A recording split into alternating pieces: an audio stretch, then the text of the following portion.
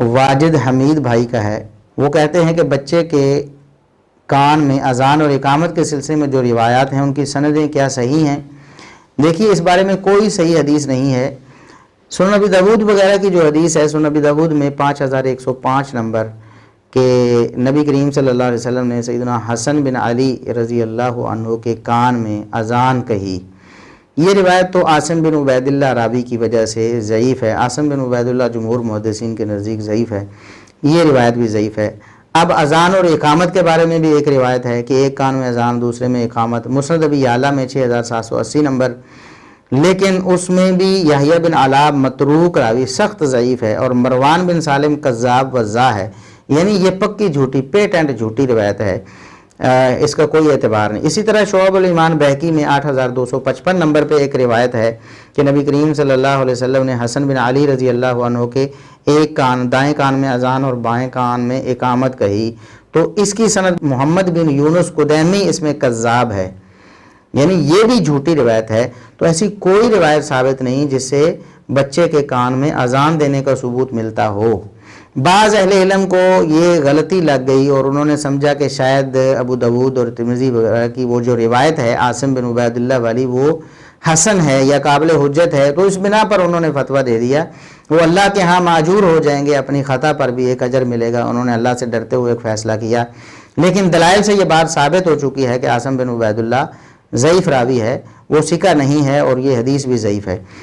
اب بعض اہل علم ایسے بھی گزرے ہیں جنہوں نے ان حدیثوں کو تو ضعیف ہی مانا، لیکن انہوں نے سمجھا کہ شاید اس پر تواتر عملی ہے یا اجماع امت ہے، اور اس بنا پر انہوں نے کہا کہ یہ جائز ہے۔ اور دلیل ان کے سامنے کیا آئی؟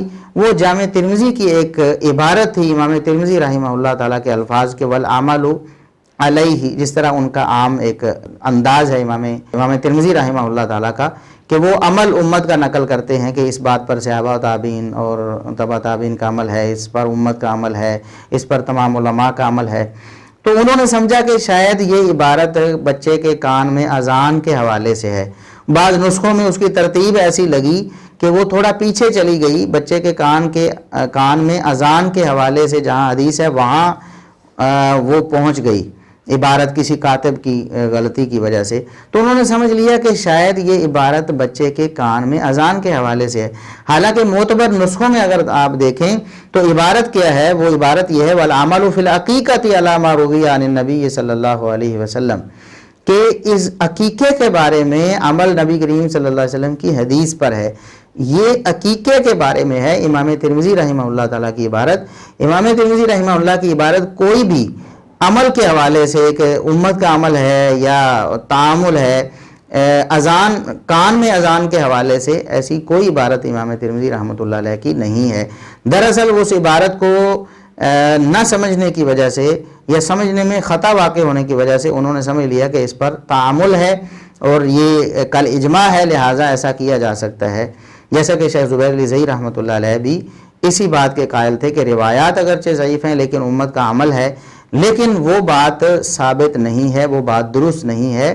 معتبر نسخوں میں واضح طور پر یہ الفاظ لکھے ہوئے ہیں وَالْعَمَلُ فِي الْعَقِيقَةِ، کہ عقیقے کے بارے میں جو حدیث ہے نبی کریم صلی اللہ علیہ وسلم کی، اس پر امت کا عمل ہے، ساری امت اس پر عمل کرتی ہے، لہٰذا بچے کے کان میں اذان کہنے کے حوالے سے کوئی شرعی دلیل نہیں ہے۔